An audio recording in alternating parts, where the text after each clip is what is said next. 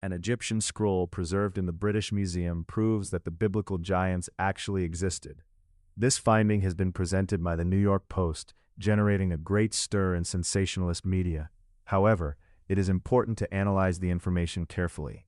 Before continuing, I invite you to subscribe to the channel and give like if you like this content. Thus, you can be aware of more interesting news and analysis on historical and archaeological topics. The document in question is Papyrus Anastasi I, known to Egyptologists since the 19th century.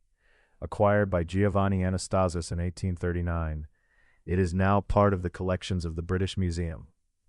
But why has it resurfaced in the headlines recently?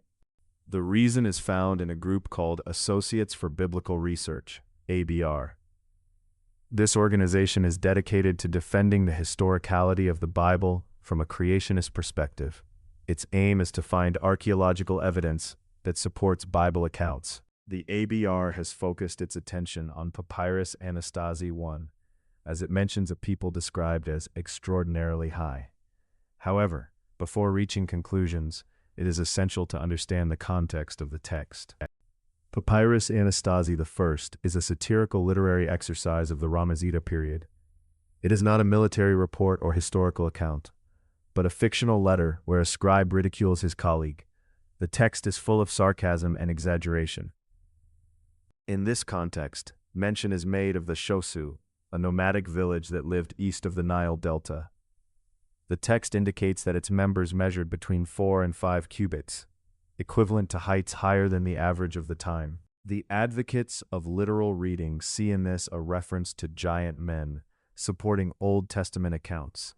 However, Egyptologists warn that papyrus does not seek to describe real facts, but to impress its recipient. Academic archaeology has found no evidence of a race of human giants. What does exist is gigantism, a medical condition that could have given rise to exceptionally high individuals, feeding myths. Papyrus Anastasi I does not prove the existence of biblical giants, but it is not a mere invention either. It is an ancient testimony of human fascination for enormous men. The question now is, why do we need to believe that they existed? And so the mystery continues. The story of biblical giants leads us to reflect on our own perception of reality and the need for myths in our culture.